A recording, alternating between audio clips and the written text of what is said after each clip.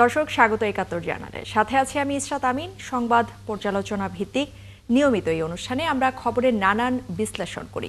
পত্রপত্রিকায়, television, digital media এবং news পোর্টালে যেসব খবর শিরোনাম হয়ে থাকে তা আমরা জানিয়ে দিই। সেই খবরের সাথে যুক্ত মানুষদের আমরা সংযুক্ত করি আমাদের আলোচনার টেবিলে। আমাদের স্টুডিও এবং অনলাইনে সংযুক্ত থাকা অতিথিরা সেসব খবরের গভীরে ঢোকেন। আজ আমার সাথে আছেন একজন সিনিয়র সাংবাদিক এলাহি নেওয়াজ খান। এলাহি নেওয়াজ খান, আপনাকে স্বাগত চ্যানেল ৭১-এর স্টুডিওতে। দর্শক, বিভিন্ন সময়ে আমরা পর্যালোচনা করি এবং এরই মধ্যে আমরা আমাদের অতিথিকে স্বাগত জানিয়েছি। স্টুডিওতে অতিথি হিসেবে রয়েছেন এলাহি নেওয়াজ খান। আমরা প্রথমে যদি তার কাছে একটু চলে যেতে চাই। আজকে আমাদের আসলে মূল যে আলোচনার বিষয় সেটা হচ্ছে যে নির্বাচন কমিশন এবং সেই সাথে ৭ থেকে ১১ ডিসেম্বরের মধ্যে জাতীয় নির্বাচন এবং গণভোটের তফসিল, ভোট পেছানোর গুঞ্জনে কান না দেওয়ার আহ্বান ইসি সচিবের। এ ধরনের একটা ইস্যু নিয়েই আমরা শুরু করতে যাই। প্রথমে যদি আপনি একটু মতামত জানান। একটি বিষয় আমি বারবার বলে আসছি, সেটা হচ্ছে যে নির্বাচন ফেব্রুয়ারির ফার্স্ট হাফে নির্দিষ্ট সময়ে অনুষ্ঠিত হবে।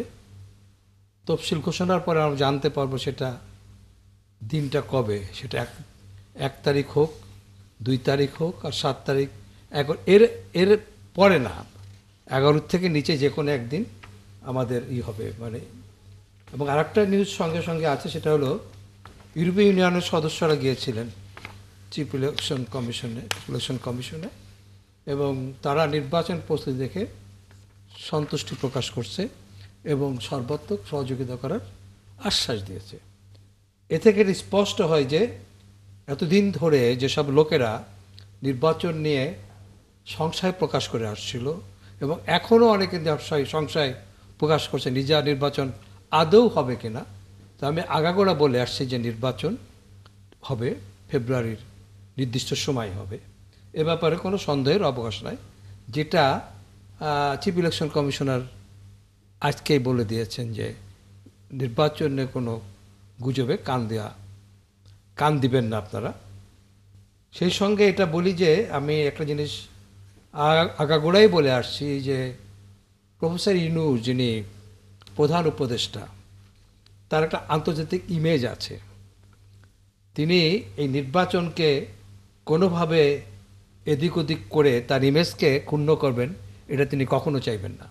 এই জিনিসটা অনেকে ভাবতে চেষ্টা করে না, কারণ উনি অনেক বেশি গ্রহণযোগ্য পশ্চিমা বিশ্বের সঙ্গে, সেটা ইউরোপ হোক আমেরিকা হোক, এবং তাদেরই একটা আদর্শ লোক তিনি। কারণ ওই মহলে তার যে ইমেজ, এবং বিশ্বের খুব অল্প কয়েকজন লোকের মধ্যেই তিনি একজন যিনি ওই সম্মানের অধিকারী হয়েছেন। সুতরাং একটা গণতান্ত্রিক প্রক্রিয়া নির্বাচনের মধ্যে দিয়েই তো ভালোভাবে এগিয়ে যাবে, এইটা ক্ষুণ্ণ হবে এমন কোনো কাজ আমার বিশ্বাস প্রফেসর ইউনূস করবেন না। সুতরাং এলাহি নেওয়াজ খান, আপনার সাথে এই মুহূর্তে কিন্তু আমাদের অনলাইনে আরো ২জন অতিথি যুক্ত হয়েছেন। আমরা যদি তাদের কাছে একটু যাই এবং সেই সাথে আপনিও নিশ্চয়ই তাদেরকে প্রশ্ন করার সুযোগ পাবেন। এই মুহূর্তে আমরা আমাদের স্ক্রিনে দেখতে পাচ্ছি ডক্টর মোহাম্মদ জকারিয়া, সাবেক ভারপ্রাপ্ত সচিব, বাংলাদেশ নির্বাচন কমিশন। তিনি আমাদের সাথে যুক্ত হয়েছেন।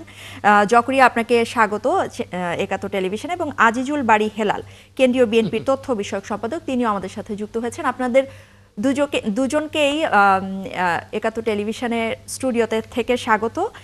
জকরিয়া, আপনার কাছে যদি শুরুতেই একটা ব্যাপার জানতে চাই যে নির্বাচন, এই যে ত্রয়োদশ জাতীয় নির্বাচন, এটা নিয়ে কিন্তু আমরা সাংবাদিকরাও যখন যে কোনো জায়গায় যাচ্ছি একটা প্রশ্নের মুখোমুখি কিন্তু আমরা হচ্ছি যে নির্বাচন কি হবে কিনা। তো আমার ধারণা আপনারা যখন কোথাও যান আপনারা কিন্তু এই প্রশ্নটার মুখোমুখি হন আরো বেশি। তো সেক্ষেত্রে একটু যদি যদিও আমাদের ইলেকশন কমিশন সচিব জানিয়েছেন গুজবে কান না দেওয়ার আহ্বান জানিয়েছেন, একটু যদি আপনার কাছ থেকে এ ব্যাপারে জানতে চাই।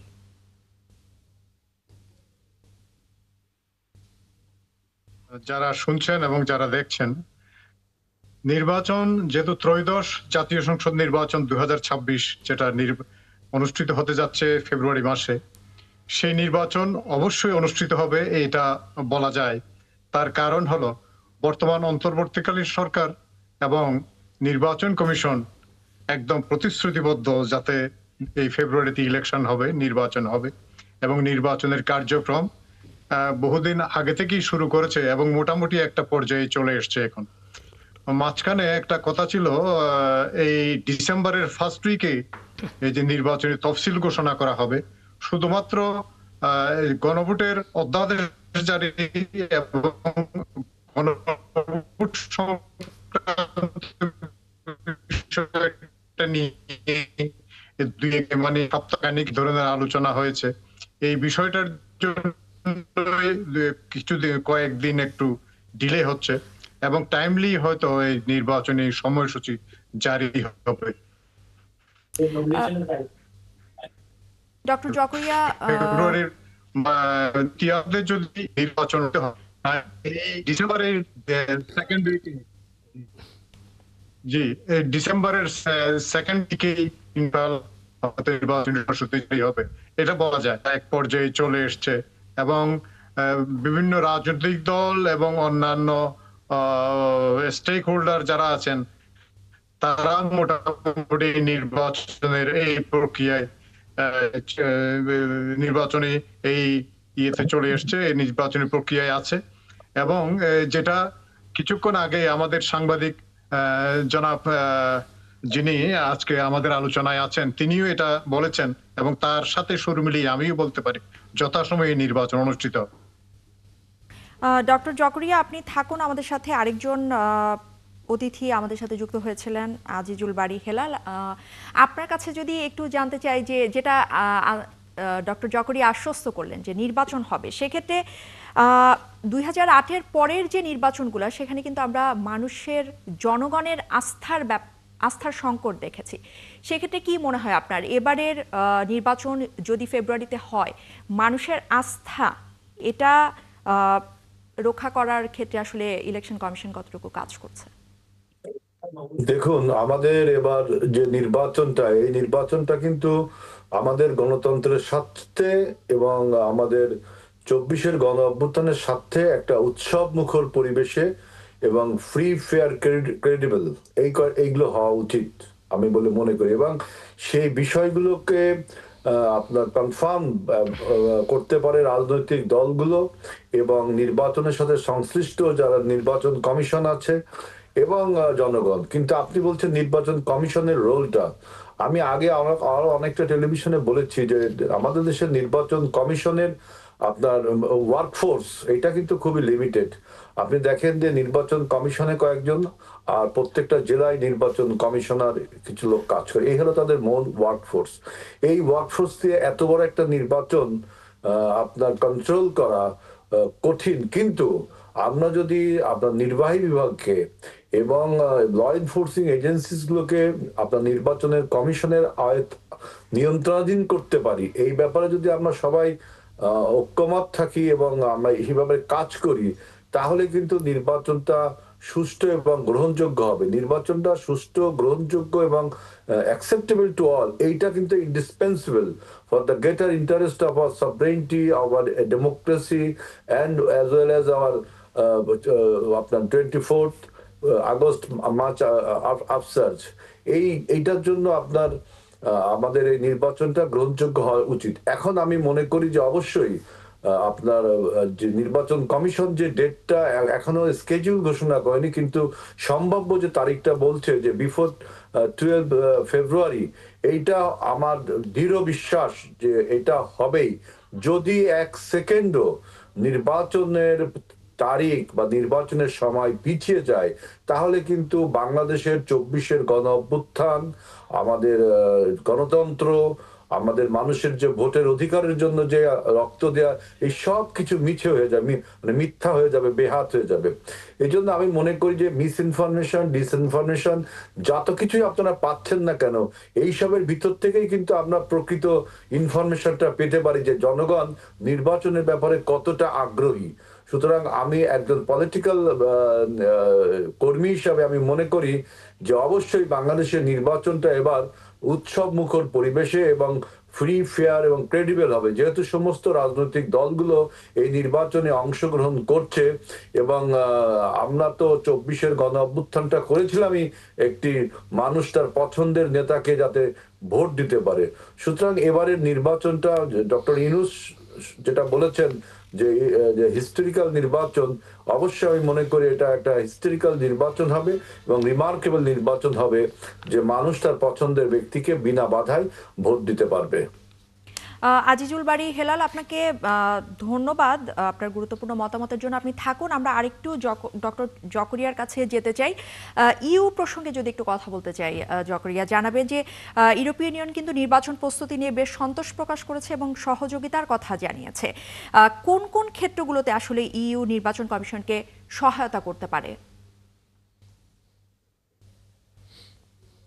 ইউ বিশেষ করে নির্বাচন পর্যবেক্ষণের ক্ষেত্রে, তারপরে বিভিন্ন ইকুইপমেন্টস, নির্বাচনী ইকুইপমেন্টস, এই সমস্ত ইয়ের ক্ষেত্রে, প্রশিক্ষণের ক্ষেত্রে, এই সমস্ত ক্ষেত্রগুলোতে ইউ নির্বাচন কমিশনকে সহযোগিতার আশ্বাস প্রদান করেছেন এবং বিভিন্ন লজিস্টিক সাপোর্ট এবং অন্যান্য বিষয়ও করবেন।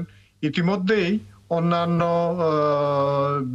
বিদেশি অন্যান্য সংস্থাগুলোও, যেমন ডিআই, ডেমোক্রেটিক ইন্টারন্যাশনাল, তারপরে ডেমোক্রেসি ইন্টারন্যাশনাল অ্যান্ড আইআরআই, এই সমস্ত আইএফইএস, এই সমস্ত প্রতিষ্ঠানগুলো নির্বাচন কমিশনকে এই নির্বাচনের সহযোগিতার হাত বাড়িয়েছেন। তারপরে ইউএনডিপি, এই সমস্ত প্রতিষ্ঠানগুলো সবাই কিন্তু একযোগে নির্বাচন কমিশনকে সুষ্ঠু, অবাধ, নিরপেক্ষ নির্বাচন অনুষ্ঠানের লক্ষ্যে কাজে সহযোগিতার জন্য আশ্বাস দিয়েছেন নির্বাচন কমিশন, এবং অলরেডি তারা কার্যক্রম শুরু করেছে। তো এই ধরনের ইইউ পূর্ব থেকে এই ধরনের কাজ আমাদের ইতিপূর্বে যে সমস্ত ইলেকশনগুলো, যে সমস্ত ক্রেডিবল ইলেকশনগুলো আমরা, যে কয়টা ইলেকশন আমরা দেখেছি, যেমন 1991 সালে, 1996 সালের জুন মাসের, প্লাস 2001 সালের নির্বাচনগুলোতে এই ইইউ সহযোগী ছিল, এবং এবারও তারা এই ধরনের সহযোগিতার আশ্বাস দিয়েছে এবং সহযোগিতা করে যাচ্ছে। এবং আমরা আশাবাদী এই সমস্ত আন্তর্জাতিক প্রতিষ্ঠানগুলা আগামী নির্বাচনে সহযোগিতা করবে বলে আমরা আশাবাদী, এবং সহযোগিতা করে যাচ্ছে তারা। ডক্টর জকরিয়া, আপনাকে যদি ছোট করে একটা প্রশ্ন করা হয় যে জাতীয় নির্বাচন এবং গণভোট একই দিনে করার একটা ব্যাপার, সেক্ষেত্রে আসলে নির্বাচন কতটা প্রস্তুত রয়েছে? আরেকটি ব্যাপার যেটা জানতে চাই যে বাংলাদেশের এই মুহূর্তে নিরাপত্তা ব্যবস্থার যে অবস্থা, সেক্ষেত্রে আসলে জাতীয় নির্বাচন, এক্ষেত্রে ইলেকশন কমিশন কতটা নিরাপত্তা দিতে পারবে? ধন্যবাদ। নিরাপত্তার বিষয়টা, এবং ইতিপূর্বে, মানে ইতিমধ্যেই নির্বাচন কমিশন বিভিন্ন নিরাপত্তা সংস্থা সমূহের সাথে এবং বিভিন্ন এজেন্সির সাথে, বিভিন্ন বাহিনী প্রধানদের সাথে ইতিমধ্যেই তারা বৈঠক করে জানান দিয়েছে, এবং সরকারের যে স্বরাষ্ট্র মন্ত্রণালয় এই ধরনের বিশেষ সহযোগিতার আশ্বাস দিয়েছেন নির্বাচন কমিশনকে। নির্বাচনের পূর্বে যেমন বৈধ অস্ত্র যেমন বিগত 17 বছর ধরে আনওয়ান্টেড যে সমস্ত লোকজনকে বৈধ অস্ত্র লাইসেন্স দেওয়া হয়েছিল, এবং লাইসেন্সধারী অনেকেই কিন্তু এখন দেশের বাইরে, কিন্তু অস্ত্রগুলো দেশের মধ্যে রয়ে গেছে। এই সমস্ত অস্ত্র উদ্ধার এবং অবৈধ অস্ত্র উদ্ধার, এই ধরনের অস্ত্র উদ্ধারের ব্যবস্থা গ্রহণ করছে স্বরাষ্ট্র মন্ত্রণালয়। এই বিষয়গুলা যথাযথভাবে অ্যাটেন্ড করছে নির্বাচন কমিশনকে, এই ধরনের চিন্তা ভাবনা করেছে, এবং স্বরাষ্ট্র মন্ত্রণালয় ইতিমধ্যে এইসব কার্যক্রম শুরু করেছে। এবং আমাদের দেশপ্রেমিক সেনাবাহিনী বা ডিফেন্স সার্ভিস, যারা আছে ডিফেন্স সার্ভিসে, তারা এখনো কিন্তু মাঠে সক্রিয়ভাবেই আছেন, এবং কেন্দ্রেও এবারে কিন্তু এই ধরনের ডিফেন্স সার্ভিসের বাহিনী ওখানে থাকবে। সুতরাং আমরা আশ্বস্ত, এবং জনগণকে এবং দেশের ভোটার জনসাধারণকে আশ্বস্ত করছে নির্বাচন কমিশন প্লাস স্বরাষ্ট্র মন্ত্রণালয় যৌথভাবে। তো আমরা আশ্বস্ত থাকতে পারি ইনশাআল্লাহ আগামী নির্বাচনও সন্ত্রাস মুক্তভাবে এবং সুন্দরভাবে, সুশৃঙ্খলভাবে এই নির্বাচন অনুষ্ঠিত হবে। ডক্টর মোহাম্মদ জকরিয়া, আপনাকে অসংখ্য ধন্যবাদ আমাদের সাথে যুক্ত আমার হওয়ার একটা জন্য। আছে, সেটা হলো যে আপনাকে আমি একটা প্রশ্ন করতে চাই, সেটা হলো আপনার কি এটা মনে হয় না যে বিগত নির্বাচনগুলিতে সেনাবাহিনীকে ম্যাজিস্ট্রেসি পাওয়ার দেওয়া হয় নাই, এবার কিন্তু ম্যাজিস্ট্রেসি পাওয়ার দেওয়া হয়েছে। সুতরাং ইলেকশনকে শান্তিপূর্ণ করার জন্যে এটা খুব জরুরি ছিল এবং সেটা পেয়েছে। ফলে আমরা ভাবতে পারি যে ইলেকশন অবাধ, শান্তিপূর্ণ, নিরপেক্ষ হতে পারে। হ্যাঁ, অবশ্যই। তার কারণ হলো এখন যে রাজনৈতিক যে স্টেক হোল্ডার, নির্বাচনের যারা স্টেক হোল্ডার, যারা নির্বাচন করবেন, প্রার্থী এবং রাজনৈতিক দল সবাই কিন্তু একমত এই বিষয়ে, যাতে সুষ্ঠু এবং সুন্দরভাবে সুশৃঙ্খলভাবে, এবং তাদের কর্মী বাহিনীকেও তারা ইতিমধ্যে নির্দেশনা প্রদান করেছেন যাতে ইলেকশন শান্তিপূর্ণভাবে অনুষ্ঠিত হয়। সুতরাং যারা ইলেকশন করবে তারা যদি সুশৃঙ্খল তাকে শান্তিপূর্ণভাবে করতে চায়, শান্তিপূর্ণ করার জন্য তারা উদ্গ্রীব হয়, আশা করি নির্বাচন শান্তিপূর্ণই হবে, সুশৃঙ্খল ভাবে হবে। এবং ডক্টর যে মোহাম্মদ সমস্ত জকরিয়া, আপনাকে অসংখ্য ধন্যবাদ আমাদের সাথে যুক্ত হবার জন্য।